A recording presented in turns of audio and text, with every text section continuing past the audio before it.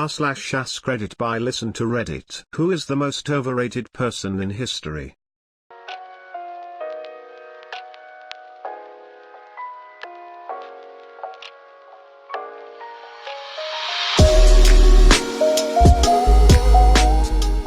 Waldo.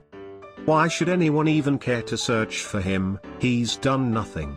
The fact that he's always hiding is probably because he's done something wrong. Plus that effer only has one shirt. Hell, Waldo is just a wandering homeless man. Henry VIII. Let's be honest, all he did was strong-arm the church so he could marry another woman, the fat greedy sod. Do people consider him a good king? A lot of people know about him because he's the most recognizable British monarch aside from the Queen due to his penchant for divorce and splitting Catholicism again. But I never got the impression that people idolized him or anything. They say Henry VII spent his entire reign making the crown rich, only for Henry VIII to come along and spend it. GRRM used him as the basis for Robert Baratheon too. Douglas MacArthur was obsessed with his legacy while being a far less capable leader than many of the other overlooked commanders in the Pacific Theater. He spent thousands of lives in battles on islands that had little strategic significance, declared the battle for the Philippines over while intense fighting raged on, and was disliked by many serving under him. Go listen to /read Max Hastings' Retribution, The Battle for Japan for a great deep dive into the Pacific War. Added over. My grandpa had a story about MacArthur. He didn't like him very much. So Grandpa was stationed somewhere in the Philippines and MacArthur was scheduled to spend an extended visit at their base. Now, MacArthur traveled everywhere with a full-size refrigerator, apparently. Have you ever tried to lift a 1940s refrigerator? They are heavy as shit. So Grandpa's platoon gets assigned to fridge duty. They haul it off the boat, and up this giant hill where MacArthur was to be staying. No sooner do they get it up the hill than they get word that there's a possible air raid incoming, and the general needs to be evacuated to a facility at the bottom of the hill. And where MacArthur goes, so goes his fridge. Back down the hill they go. But then the air raid is a false alarm, and MacArthur goes back up the hill. Back up the hill they go. According to Grandpa, this happened a good 3 to 4 times during this one visit. So when MacArthur made that famous speech about I shall return to the Philippines, Grandpa's response was, I sure as hell hope not, sir. There's an air raid. What would you like us to do?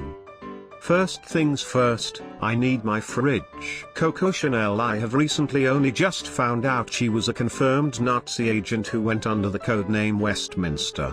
She spent most of World War II in Paris in the Ritz sleeping with Nazi officers and had direct contact to Himmler and Goebbels. She even insisted all Jewish directors of her brand be removed. I can't spell. Haha, I searched Coco Chanel on Google. One of the top results was her life in pictures. Super weird that it totally blanks out anything around 1930 to 1950, thoughtful face. Lamau, what a massive jump from 1921 to 1954. And then in 1954 they say she made a comeback without ever saying what she's coming back from. The fishiest part. Like seriously? Nothing interesting happened in her life for 33 years. Something similar happened to Jesus. He was born in a stable, then bam, he's like 30. What about the in-between years? Nazis at a fancy hotel. For real, detectives of Reddit figure this out. Ioannis Metaxas. He was the leader of Greece from 1936 to 1941. Most famous for not surrendering to fascist Italy during World War II. The only problem is that Metaxas was a fascist dictator himself. Yes, but he was our fascist dictator. Lajos fucking Kossuth. He's a Hungarian history figure who lived 1802 to 1894, but most notably he declared himself as governor-president of the Kingdom of Hungary during the 1848-49 revolution. For those of you who are not really familiar with Hungarian history, the short version is, we were fucked by everyone and never had independence since the early 1300s. This time we had beef with the Habsburgs. We really wanted independence, have Hungarian as the official language and the liberation of the serfdom. Sounds cool. Before the revolution, the two most outstanding political figures were Kossuth and Count István Széchenyi. He's actually a really cool dude, and I think he deserved the title the greatest Hungarian. They both wanted the same things, but Kossuth wanted everything ASAP, while Széchenyi understood that change takes time. So of course they didn't like each other.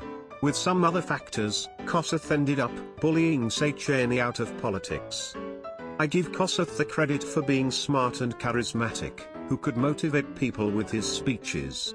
So one time he basically started a rally amongst common folk, because other politicians told him that discrowning the king was a bad effing idea. But because of the massive amount of people surrounding them, they couldn't really say no. So they did discrown the king. During the revolution we sucked ash. Not getting into details, we had more downs than ups. Also some minorities revolted against Kossuth, who would not give them any rights. Enter one of my favorite historical figure, Artur Gorjai. He was the greatest general in this whole scene. And finally he has his own exhibition. He actually won against some Austrian army corps.